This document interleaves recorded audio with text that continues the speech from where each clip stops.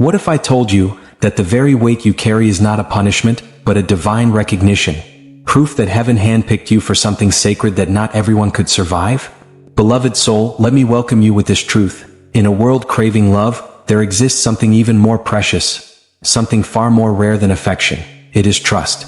Love comforts, yes. Love gathers you in your brokenness, wraps itself around your scars, and whispers that you're worthy.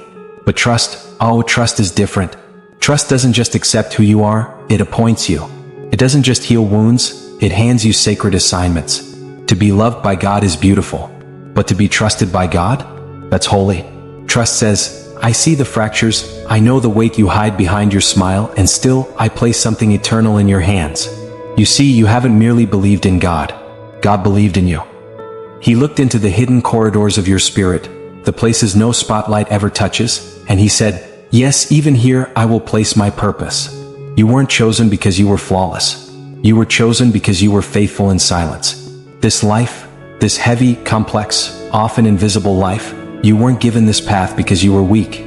You weren't handed battles to humble you. No, you were entrusted with weight, with responsibility cloaked in pain, because heaven saw your soul as capable, as sturdy, as chosen. You didn't ask for this. You never signed up for the sleepless nights, the aching questions, the burdens that press on your chest like ancient grief. But still, you carried it. And not just carried it, you carried it with tenderness, with empathy, with a heart that still believes, even when belief feels like bleeding. That's not normal, my friend. That's not ordinary. That's divine resilience. You have endured things that will never be spoken in public prayers. You've lifted weights no one even knew were crushing you. There were no witnesses, no applause, and still, you didn't collapse. You didn't grow cold. You chose to remain soft in a world that begs for hard hearts. What? Because you weren't surviving. You were stewarding. You were guarding sacred things. God didn't just call you to comfort, He called you to carry. And here's the mystery. The world thinks trust from God looks like visibility, like titles, like rewards, like miracles made public. But divine trust often looks like unseen endurance, like silent strength, like being the intercessor in the shadows.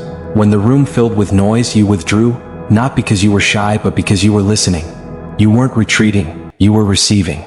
When your smile faded, it wasn't sadness, it was reverence, because you knew something sacred was happening behind the veil.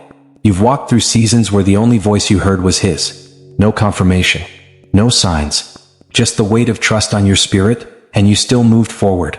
You have been entrusted with things others would have dropped. And not because you're superior, but because you were surrendered. Your life may look quiet to others, but in the spirit, it roars. And let me tell you something only the trusted ones understand. Sometimes the most sacred assignments are the most invisible ones. The prayers that go unanswered for now. The grief that doesn't belong to a single moment but echoes through your lineage. The calling that cost you comfort. That's not just ministry, that's legacy. So if they ask why you're different, why you don't laugh as loud, why your eyes seem to carry ancient stories, why you love fiercely but guard deeply, it's because you've been handed something holy. You've learned to walk with reverence, to guard with gentleness, to endure with praise in your mouth even when your heart is breaking. And maybe you've never been told this, but you should have been. You are not ordinary. You are not overlooked. You are entrusted. And God, He didn't just see your strength. He saw your softness. And He still said, this one. I choose this one to carry my trust.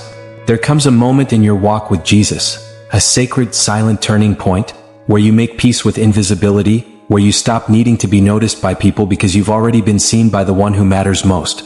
Jesus didn't miss a single moment, not one tear you swallowed, not one breath you took instead of lashing out, not one time you sat in the quiet, hoping for a breakthrough while feeling nothing but the weight of waiting. He was watching when you could have retaliated but chose restraint instead. He saw when you were surrounded by misunderstanding and yet chose not to correct everyone just to clear your name. That's not weakness, that's kingdom-level strength. That's the kind of spiritual depth Jesus recognizes. He doesn't just look at the mountain you climbed.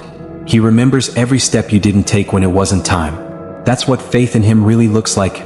Not just trusting Him with your outcome, but trusting Him in your silence. And let's talk about those nights, those long, agonizing nights when you cried into the pillow, worshipped when it made no sense, and whispered, Jesus, I still trust you, even when it felt like He wasn't answering. Heaven took notes. Jesus was moved not just by your faith, but by your obedience when no one was clapping, when no one was cheering, and when your heart felt like it could shatter from carrying too much.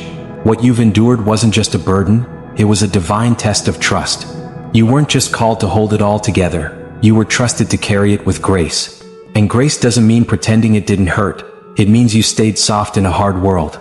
You stayed kind in an unkind storm. You kept choosing mercy when bitterness would have felt more satisfying. And Jesus, the Lion and the Lamb, saw every time you walked into a room full of noise but kept your spirit quiet because you were anchored in Him.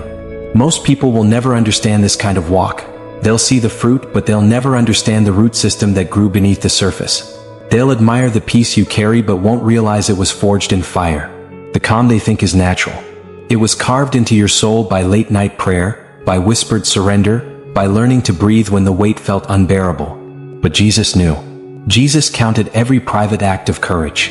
Every time you gave encouragement while your own heart was breaking. Every time you sowed peace into others even when your own soul was tired of the battle.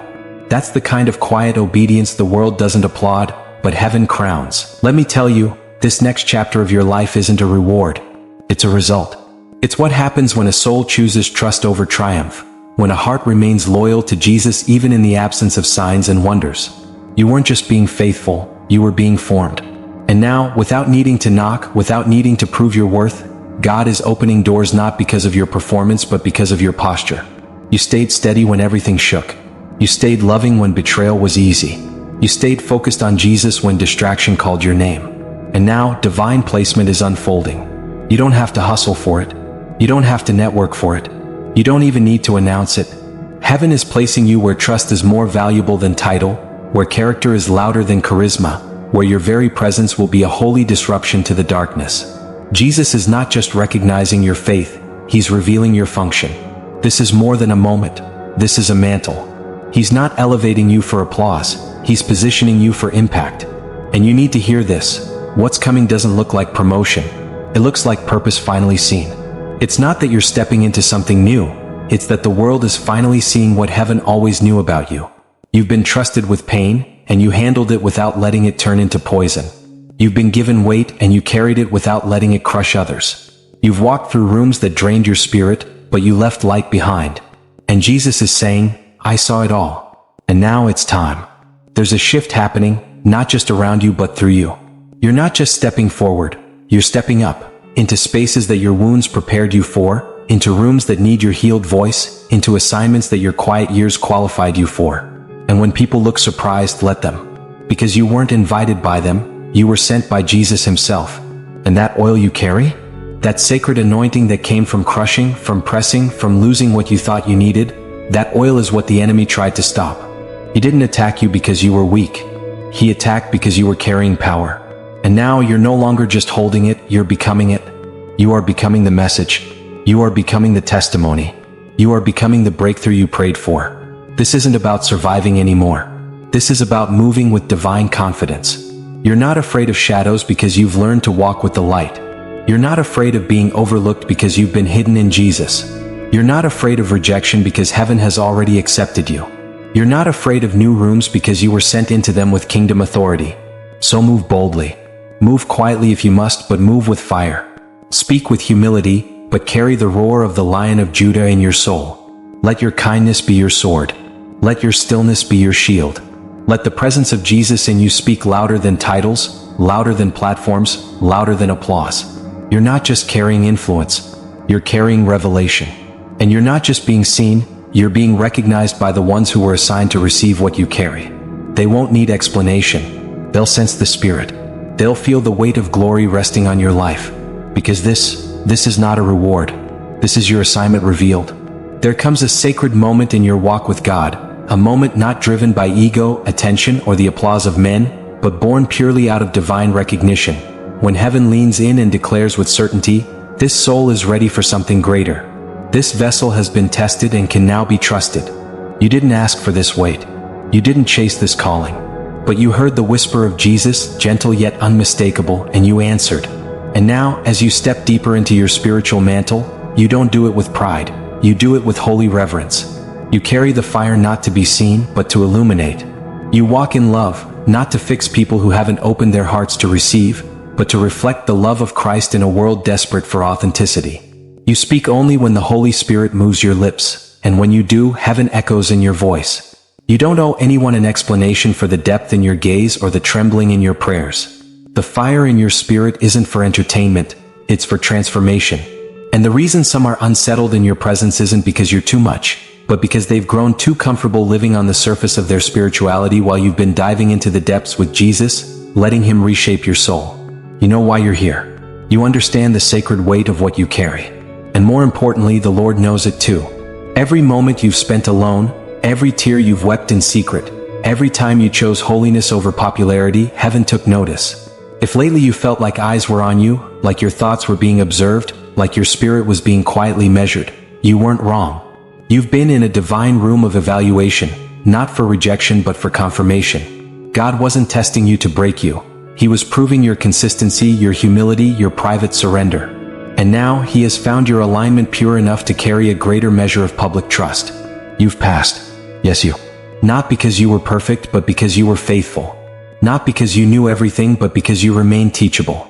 And now the shift begins, not with chaos, but with a peace that holds you steady even when the world is trembling. This is what divine trust looks like, not elevation for fame, but stability that cannot be shaken. Jesus didn't just choose you. He entrusted you. He placed in your hands things others would have damaged. He gave you a heart that could have turned cold, but instead you chose reverence. You embraced the silence that could have driven others mad and turned it into sacred wisdom. You didn't just endure, you transformed. And now the Lord is preparing to pour more into you. You are being trusted with more revelation, more responsibility, more clarity, and more souls. Not because you asked for it, but because you were willing to carry it even when no one saw. God saw. Jesus saw. And now heaven is responding. So walk boldly. Love deeply. Protect your peace fiercely. Speak when the Spirit moves. And above all, never forget who called you in the first place. It wasn't man. It wasn't social media. It wasn't a platform. It was the voice of Jesus saying, "Come higher, child. There's more." Thank you for walking this sacred journey with me. If this message stirred your spirit, please consider sharing it with someone who might need this holy reminder. Subscribe to keep receiving messages that pull you closer to your divine assignment. And as you move forward, may you feel the presence of Jesus stronger than ever. Best wishes, and may the peace of Christ be your constant guide.